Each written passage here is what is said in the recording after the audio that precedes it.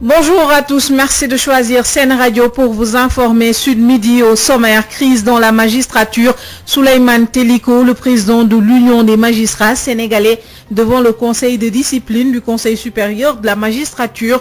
L'UMS défend son président, se prononce à 15h aujourd'hui.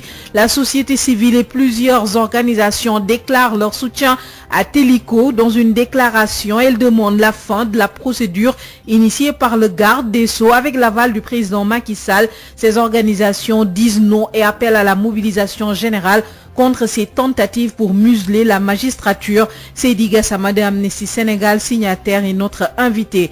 Agent de l'État, Mansour Faye se dit dans l'obligation de se soumettre à tout organe de contrôle pour la reddition des comptes.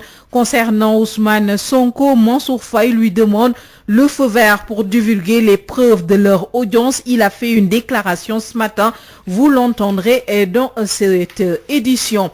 Et puis, pénurie d'eau en perspective, des coupures à partir de demain à Dakar et environ à cause de travaux à Keur Montmarsar.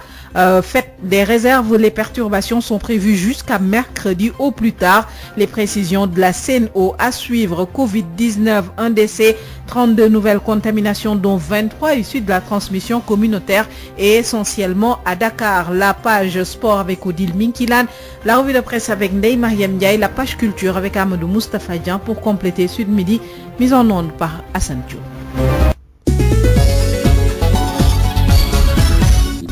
Bonjour à tous, bienvenue. Affaire Souleymane Teliko, l'UMS en conférence de presse aujourd'hui. Ce sera à partir de 15h. L'Union des magistrats sénégalais se mobilise pour défendre son président. Déjà, les comités de ressort se sont réunis et prônent des actions d'envergure. Dakar exige tout simplement le départ sans délai du ministre de la Justice, Malick Sall.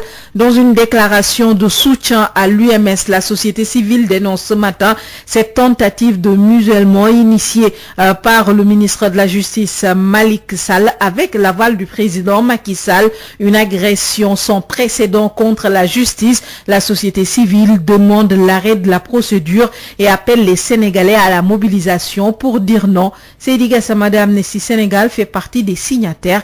Il répond à El Hadj Malick Ndiaye. Évidemment, ce soutien se justifie par notre très grande inquiétude par rapport à ce qui se passe en ce moment. Ce qui se passe en ce moment est certainement une agression sans précédent contre la justice et contre les magistrats. La procédure qui a été initiée par le garde des Sceaux, Maître Malick Sall, avec l'aval du président Macky Sall, il ne peut pas prendre cette décision sans avoir l'aval du président Macky Sall, de traduire le président de l'Union des magistrats du Sénégal devant le conseil de discipline, parce que simplement il a fait une déclaration où il donnait son appréciation d'une décision rendue par la Cour de justice de la CEDEAO. Décision qui concerne une affaire qui a été maintenant définitivement jugée au Sénégal.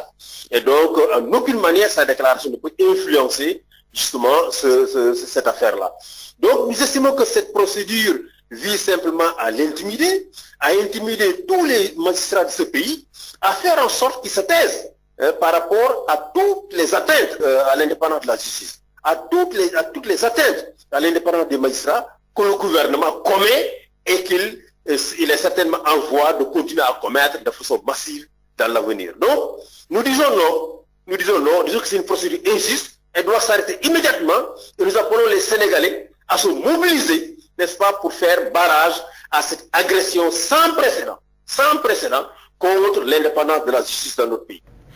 Vous venez de suivre les propos de Seydi Gassama de Amnesty Sénégal, signataire de la déclaration de soutien à l'UMS. Vous l'entendrez plus largement après la page sport. Seydi Gassama sera notre invité. Rappelons que l'UMS est en conférence de presse à 15h aujourd'hui à Dakar. Ce matin, le ministre Mansour Faye a fait une déclaration pour clarifier. Il abordait essentiellement deux sujets, l'affaire Ousmane Sonko et la gestion de l'aide alimentaire dans le cadre de la riposte au coronavirus.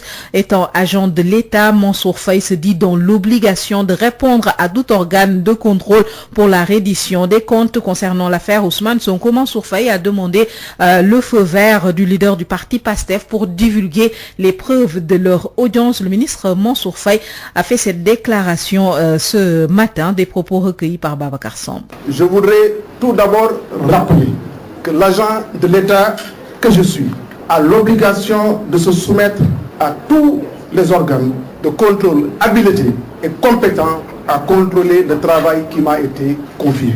Aussi, rappeler que dans ma gestion quotidienne, empreinte d'éthique, j'ai toujours à l'esprit l'idée de rendre compte aux Sénégalais et à qui de droit. Revenant sur des propos de M. Sonko, lors de sa sortie de ce mercredi 30 septembre, et durant laquelle il nie l'existence de l'audience que je lui avais accordée, et sur sa demande, je précise bien sur sa demande, allant jusqu'à m'interpeller sur la date, le lieu et le témoin en question, je tiens à préciser ici que cette audience a bel et bien eu lieu dans les locaux de la délégation générale à la protection sociale et à la solidarité nationale que je dirigeais à l'époque. Et cette délégation est à la rue Parcha. Et ce, devant aux hauts fonctionnaires de l'État et magistrats de profession. Pour le moment, je fais abstraction de l'objet de cette rencontre, tout en lui laissant volontiers le soin d'apprécier de l'opportunité d'en divulguer la teneur. À l'heure où je vous parle, un élément sonore récent venant de lui, venant de M. Ousmane Sonko, qui confirme la tenue de cette audience, existe et je lui laisse la prérogative de me donner l'autorisation de le mettre à sa disposition, à la disposition de la presse et des Sénégalais comme m'y oblige la loi. Mansour Faye qui a fait une déclaration ce matin pour clarifier il a évoqué ces deux questions. Il se dit donc disposé à répondre à tout organe de contrôle dans le cadre de la gestion des fonds dégagés pour soutenir les impactés de la pandémie. Gestion des inondations, l'ambassadrice de l'Union européenne au Sénégal en visite de terrain sur le site de Keur Massar, notamment le site qui abrite les sinistrés de la banlieue. Nous retrouvons sur place El Hadj Moussa Thiam. Bonjour. Bonjour, ici c'est président, vous l'avez dit, c'est les ambassadrices de l'Union européenne au Sénégal et la Croix-Rouge qui ont effectué une visite actuellement de terrain sur le site de recasement de Keur Massar, arrêt 54. Ce qu'il faut retenir, c'est une délégation qui est venue s'enquérir des conditions d'hébergement, également apporter une assistance à ces personnes quand même qui vivent le calvaire depuis un certain temps. Mais ce qu'il faut retenir également au niveau du camp de recasement, certains sinistrés nous ont parlé des difficiles conditions d'hébergement. Tout à l'heure, on évoquait le problème des tentes qui sont vraiment où les sinistrés vivent difficilement sous la chaleur parce que des tentes qui font plus de 30 degrés, ils sont contraints quand même de rester dehors et puis d'attendre qu'il fasse un peu frais pour pouvoir regagner. Il y a pas de ventilateur pour permettre quand même d'atténuer cette situation. Mais ce qu'il faut également, le problème des matelas ont été évoqués par ces sinistrés parce qu'on avait annoncé plusieurs matelas, mais chaque famille n'a reçu que 2 matelas pour une famille d'une dizaine de personnes. D'autres sont contraints quand même d'en acheter d'autres pour quand même pouvoir dormir tranquillement sous les tentes. Le problème des repas est également évoqué parce que beaucoup de familles ne mangent pas leur pain. Nous dit une femme qui tout à l'heure nous a fait savoir que c'est un petit bol pour une famille et imaginez qu'une famille de 15 personnes quand même puisse se partager des fois un petit bol qui ne fait même pas 2 kilos de riz et alors que le repas est servi vers 17 heures. Autant de difficultés que vivent actuellement les sinistrés dans le camp de l'arrêt 54. Ces derniers ne veulent que rentrer dans leur maison et également retrouver le calme, retrouver leur maison et demandent que l'État puisse pomper très rapidement et qu'ils puissent retourner dans leur maison. C'est ça, la vie se poursuit également où la Croix-Rouge est en train de montrer des opérations d'information et de sensibilisation sur les maladies hydriques dans les zones où nous nous sommes rendus précisément ici à Aïn Madi, à Keur Massar, où la délégation s'est rendue ici. C'est ce qu'on peut retenir actuellement de la visite de la délégation de l'Union européenne et également de la Croix-Rouge ici dans la banlieue. Nous a parlé la Moussa pour la rédaction de FM. Merci beaucoup Moussa Thiam qui suit présentement la visite à Keur Massar, visite de l'ambassadrice de l'Union européenne au Sénégal. Elle visite donc le site de recasement à Keur Massar, site des bénéficiaires des 65,6 millions de francs CFA d'aide humanitaire alloués par l'Union européenne à la Croix-Rouge sénégalaise pour porter assistance aux familles les plus affectées par les inondations au Sénégal et notamment dans les régions de Dakar et Thiès. Parlons du coronavirus. La pandémie continue de progresser. Un décès enregistré aujourd'hui, 32 nouvelles contaminations enregistrées ces dernières 24 heures. 4 sont des cas importés, 23 issus de la transmission communautaire et essentiellement à Dakar, suivant les précisions du directeur de la prévention, Dr Elhadji Mamadou Ndiaye. Sur 1213 tests réalisés, 32 sont revenus positifs, soit un taux de positivité de 2,64%. Les cas positifs sont répartis comme suit. 5 cas contacts suivis par nos services, 4 cas importés enregistrés au niveau de l'aéroport international Blaise Diagne de Diass et 23 cas issus de la transmission communautaire répartis entre Mariste 3, Rufisque 3, Guédiawaye 2, Ouakam 2, Popenguine 2, Almadies 1, Cité Douane 1, Dakar Plateau 1, Diamniadio 1, Fatick 1, Keur Massar 1, Liberté 4 1, Malika 1, Pikine 1, Thiaroye 1 et Tivaouane 1. 156 patients hospitalisés ont été contrôlés négatifs et déclarés guéris. 8 cas graves sont pris en charge dans les services de réanimation. Un décès a été enregistré ce jeudi 1er octobre 2020. L'état de santé des autres patients hospitalisés est jugé stable. À ce jour, 15 051 cas ont été déclarés positifs, dont 12 694 guéris, 312 décédés et donc 2044 patients sous traitement. Docteur Elhadji Mamadou Ndiaye, directeur de la prévention, qui faisait le point quotidien concernant la pandémie du coronavirus. Perturbations dans la distribution de l'eau à Dakar et environ. La Sen'Eau et la SONES entament à partir de demain samedi des travaux d'envergure, des travaux de maintenance sur les ouvrages de production et de transport d'eau potable de KMS 3 Mékhé au niveau de front de terre. Toutes les équipes déjà mobilisées pour réduire les effets de ces perturbations, mais il y aura des perturbations et le retour à la normale est prévu à partir du jeudi 8 octobre. Djeriba, directeur des territoires et des opérations de Sen'Eau, nous explique au téléphone de Ndeye Mariam Ndiaye. Ce sont des travaux destinés à améliorer l'alimentation en eau sur tout l'axe entre Tivaouane et Dakar. Une partie de ces travaux est conduite par la SONES, la Société nationale, qui est en charge des nouveaux investissements. Vous savez que le projet de KMS 3 évolue un peu vers son terme. La troisième conduite qui doit venir du lac de Guiers est prête et elle doit être raccordée sur le surpresseur de Mékhé. Cela offrira une grande flexibilité au système d'alimentation en eau de Dakar. Mais nous profitons aussi de cette journée pour faire d'autres travaux sur un autre site névralgique du système d'alimentation en eau de Dakar. C'est l'usine qu'on appelle l'usine du Point B et qui est située à la Cité des Eaux. C'est de cette usine que partent presque toutes les eaux qui alimentent le plateau, qui alimentent la zone de Ouakam, qui alimentent la zone des Sicap, Colobane, etc. Donc c'est un site qui a besoin de travaux d'entretien assez lourds et nous avons effectivement prévu de les faire pendant cette période-là où je pense avec le Grand Magal de Touba, Dakar a l'habitude de connaître une forte baisse de la consommation. Et bien sûr, vous avez mobilisé des équipes pour réduire au minimum les effets de ces perturbations. Absolument, absolument. Comme chaque fois que nous faisons des arrêts d'envergure comme ça, il y a un dispositif articulé sur plusieurs points.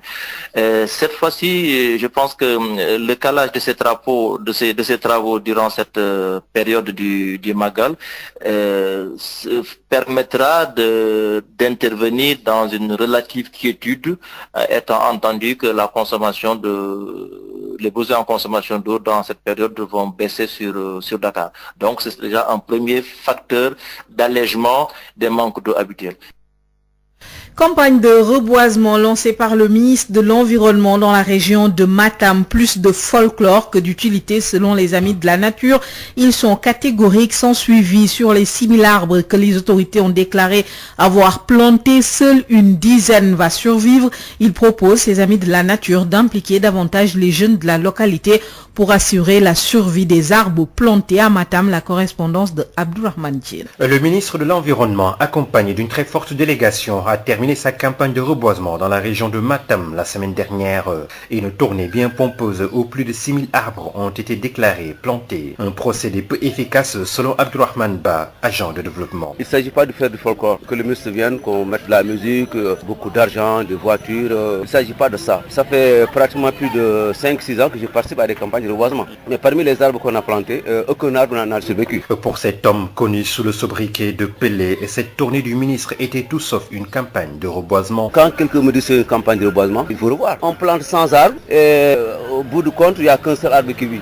Alors les 99 sont morts. Chaque année, on répète, on fait la même chose. Mais il faut arrêter. Il faut trouver une autre façon de faire une campagne. Et parmi les 6000 arbres plantés, seule une dizaine survivra. D'où la nécessité de mettre plus l'accent sur le suivi et l'entretien, dit-il. C'est mieux que de planter partout des arbres, il n'y a pas de suivi, personne n'arrose. Il faut aussi faire une autre politique. Utiliser les jeunes. Les ASC, il faut les utiliser. C'est des jeunes qui sont là, qui font rien. On prend 3 ou 4 jeunes ou 5 jeunes qui vont s'occuper de ces arbres-là. On les paie, on les motive. Tu vois, chaque matin, ils vont voir. Est-ce que le grillage n'est pas démoli? C'est des jeunes qui vont avoir des occupations qu'on va motiver et la campagne va réussir. Sinon, on passera plus de 100 ans à planter des arbres qui ne vivront jamais. C'est pas bon. Le reboisement commence peu à peu à s'installer dans les habitudes communautaires de la région, mais il reste freiné dans son envol par une absence de politique de suivi. Matam, Abdourahmane Djil pour Sud FM. Sport, Odile Minkilan, bonjour. Bonjour Issegnon. Football pour démarrer, préparation des éliminatoires de la CAN 2022. 2 matchs amicaux contre le Maroc et la Mauritanie. Aliou Cissé publie une liste de 25 joueurs, dont 5 nouveaux. Ils jouent dans l'incohérence. C'est en tout cas les propos du journaliste sportif Mbaye Sène, l'international, que je vous propose d'écouter. On a remarqué de nouvelles têtes, notamment l'arrivée de Ngoubou Kamara, le gardien de but de Strasbourg. On a vu aussi l'arrivée de Lopi, le sociétaire du Football Club de Sochaux. Mais à mon avis, c'est bien de ramener de nouvelles têtes. C'est important, on lui reproche cela, mais quand même la constance. On ne peut pas avoir un Ibrahim Niane qui est étincelant. Avec le Football Club de Metz, on ne le voit pas sur la liste. Un Habib Diallo qui joue beaucoup de matchs, ça se comprend, qui est susceptible d'être transféré dans un autre club. L'arrivée de nouveaux joueurs, d'accord, mais je note une certaine incohérence. On a l'habitude de prendre des joueurs qui sont compétitifs. Pourquoi pas l'arrivée de Patrice Demba-Cissé qui fait partie des meilleurs buteurs des grands championnats européens. Ma seule inquiétude demeure sur cela. Honnêtement, je note une certaine incohérence de la part du coach national. C'est une liste qui est content pour la double confrontation face au Mourabitoune et face au Lion de l'Atlas. Je parle de la Mauritanie et du Maroc. Est-ce que cette liste, le coach va sélectionner ces joueurs? Rappelons qu'il y a un certain Alfred Gomis, pour moi, qui part deuxième gardien de but dans l'équipe nationale. Il n'a pas été appelé, ça se comprend. On est toujours sur son transfert entre Dijon et Rennes. Il y a aussi d'autres joueurs qu'on n'a pas vus, un Mbaye Amadignan avec le stade de Rennes. Il y a d'autres joueurs qu'on n'a pas vus qui ont l'habitude de faire partie de la liste de Aliou Cissé.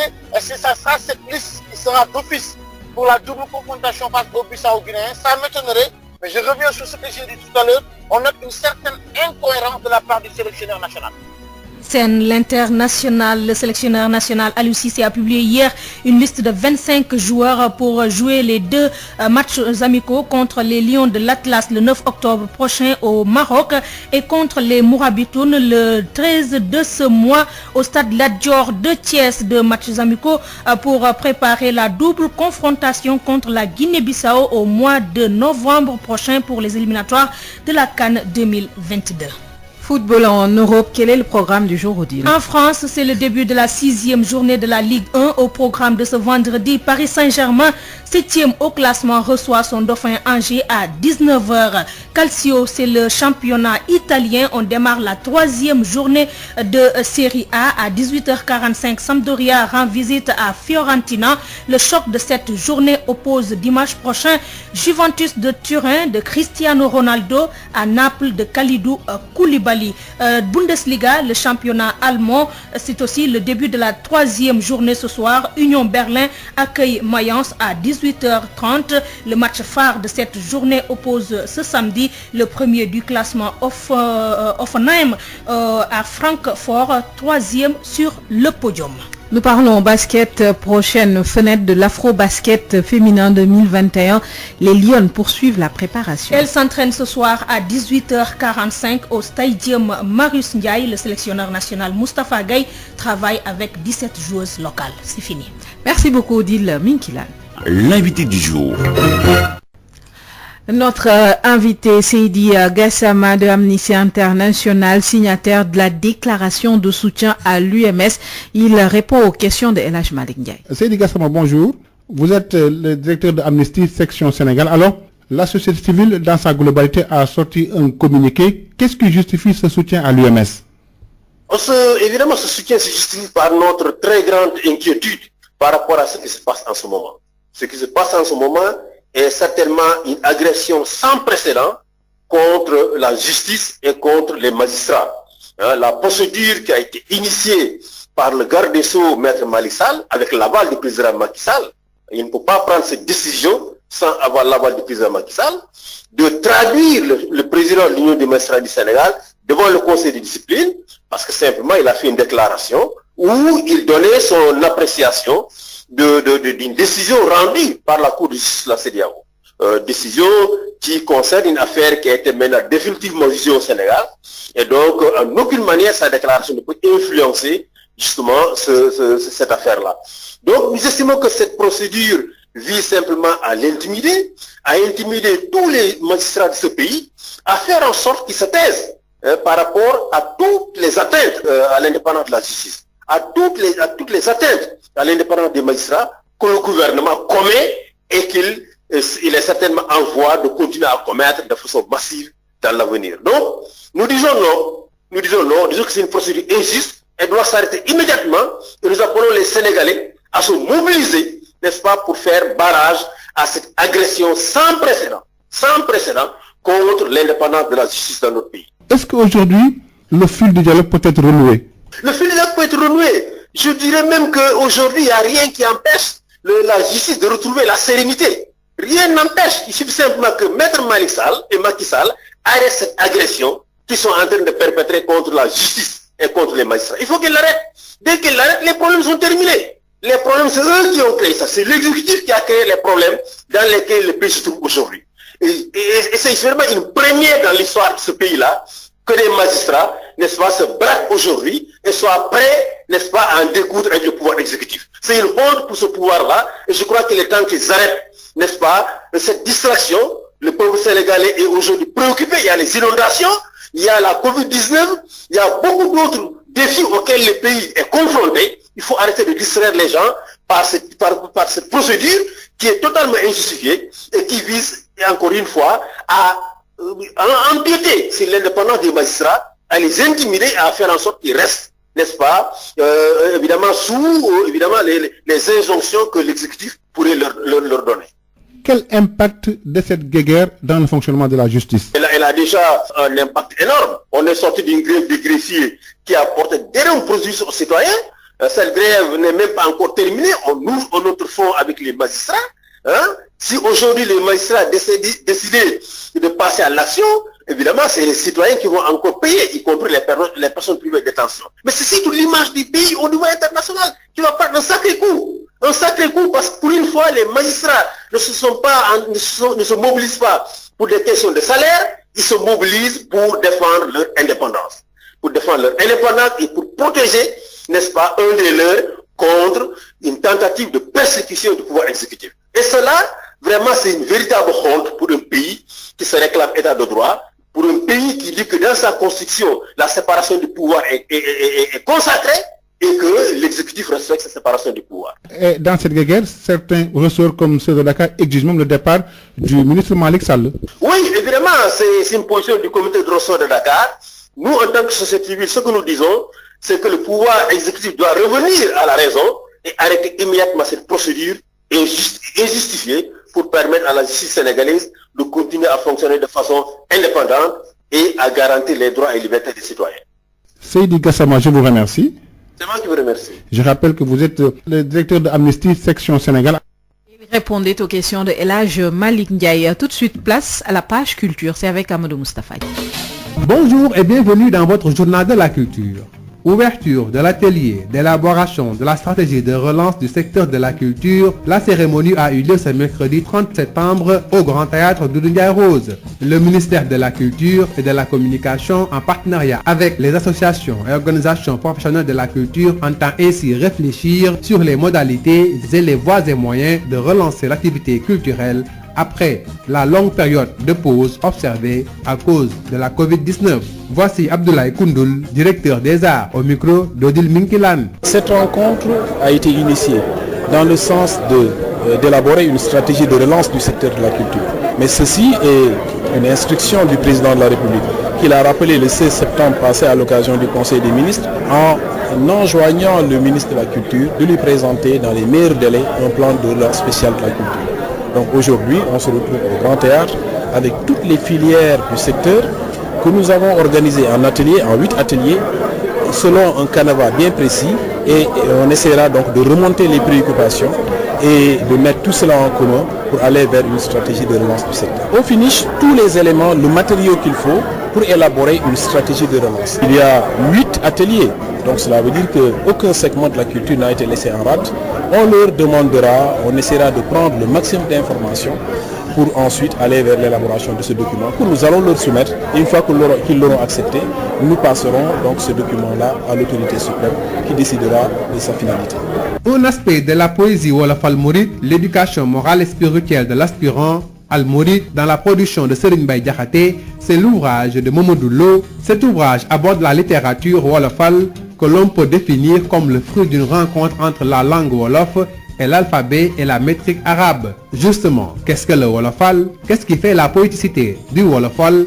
Nous avons eu un entretien avec l'auteur Mamadou Lo. Nous vous proposons une première partie de l'entretien où il revient justement sur ces deux questions. Mamadou Lo, bonjour. Vous êtes l'auteur de Un aspect de la poésie Wolof Al-Mouride, l'éducation morale et spirituelle de l'aspirant Al-Mouride dans la production de Serigne Mbaye Diakhaté. Alors dites-nous Mamadou Lo, qu'est-ce que le wolofal? Le wolofal pourrait être défini sommairement par une rencontre entre 3 éléments que sont la langue wolof, l'alphabet et la métrique arabe, et une inspiration poétique. Si l'on se réfère à la morphologie du mot wolofal, on voit qu'il y a wolof, c'est-à-dire l'ethnie ou la langue wolof, plus al, c'est un suffixe qui peut se traduire par rendre. Les textes religieux islamiques sont rédigés en arabe, à commencer par la source mère, le Coran. À partir de cet état de langue arabe vers un autre état, c'est-à-dire le wolof. Donc wolofal, c'est rendre wolof ce qui était en arabe en quelque sorte. Serigne Moussa Ka l'a dit dans un de ses poèmes, li tax woy wi wolof te waroon di yaaram dama nar gaa yi jàngul xam boromam. C'est-à-dire, il explique ici que ce qui explique le fait que le poème est en wolof, c'est qu'il a l'intention de faire connaître la religion à ceux qui n'ont pas étudié justement l'arabe. Donc wolofal, c'est-à-dire rendre wolof ce qui à l'origine devait être en arabe. C'est donc c'est une poésie en wolof. Justement, qu'est-ce qui fait la poéticité de cette forme de poésie wolofal? Chaque langue a ses spécificités.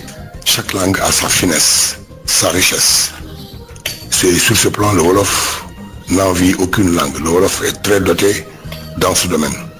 Si l'on prend l'exemple des intensificateurs, ce qu'on appelle les intensificateurs, ce sont des éléments de vocabulaire, des éléments de langue qui servent à accentuer une idée. Dans un vers, Serigne Mbaye Diakhaté dit sa mbër jàggil na maati mbër ni xeq fi suuf xeq. Ce terme xeq est un intensificateur. Vous voyez comment le mot insiste sur la violence de la chute. Sa mbër jàggil na maati mbër ni xeq fi suuf. Dans un autre, il dit sëriñ bi yow ki fi daa dàquk tawat mu ni mes dàqal ñu mar wi te may ñu léegi waame yu rëy sëriñ bi yow ki fi daa dàquk tawat mu ni mes est un intensificateur mes c'est un petit mot qui signifie une disparition complète. Comment le Djab aussi est un intensificateur, club aussi est un intensificateur. Comment le Djab c'est ici on insiste sur l'intensité de l'action de données. Il y a club l'intensité de l'abandon. Donc l'intensificateur est une expression, un mot lapidaire et intraduisible qui fait la spécificité de la langue wolof et qui est très utilisée par les poètes. La poéticité du wolof aussi, c'est constitué par les sonorités, des sonorités. Les poètes wolof exploitent beaucoup cette spécificité de la langue wolof. D'autres exemples pour les sonorités. Dans un poème où Serigne Mbaye Diakhaté exprime sa reconnaissance envers Serigne Touba, il dit dama ngàmb naaw ak man dal ak man faraw xalam raw xel ma raw xel raw xalam jiitu bër yu rëy. Vous voyez ici comment le poète joue sur les sonorités. Ailleurs il dit bul gis la xam yo mun a nes ba tax nga ni cas sa yitte jox ko kon boo dee sa lay wa du jub. Il attire l'attention de l'aspirant sur les dangers que constitue la femme, la jongoma. Bul gis la xam yo mun a nes ba tax nga ni cas sa yitte jox ko kon boo dee sa lay wa du jub. Ailleurs dans un poème où il prie Dieu pour que la pluie tombe. À la fin du poème, il dit tey jii la gaawu bu gaawu ñëw nga gaawee ñu mbég gaaweeti ñuy mbég ci bii gaawooti yow suñu ndey. Oui, donc la poéticité du wolof, c'est un peu ses spécificités, à savoir les intensificateurs qui sont très nombreux dans la langue et aussi la sonorité, les sonorités qui existent dans les mots et que les poètes utilisent admirablement. Voilà pourquoi la langue wolof se prête admirablement à la prosodie arabe qui est très poétique. Mamadou Lo, je vous remercie. C'est la fin de votre journal de la culture. Merci de l'avoir suivi.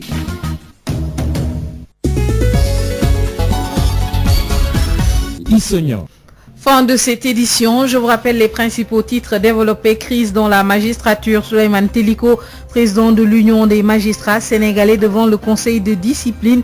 L'UMS défend son président, se prononce à 15h tout à l'heure. La société civile et plusieurs organisations déclarent leur soutien à Teliko. Dans une déclaration, elle demande la fin de la procédure initiée par le garde des Sceaux avec l'aval du président Macky Sall. Ces organisations disent non, appellent à la mobilisation contre ces tentatives pour museler la magistrature. Seydi Gassama d'Amnesty Sénégal était l'invité de ce 12h. Agent de l'État, Mansour Faye se dit dans l'obligation de se soumettre à tout organe de contrôle concernant Ousmane Sonko. Mansour Faye lui demande le feu vert pour divulguer les preuves de leur audience. Il a fait une déclaration ce matin.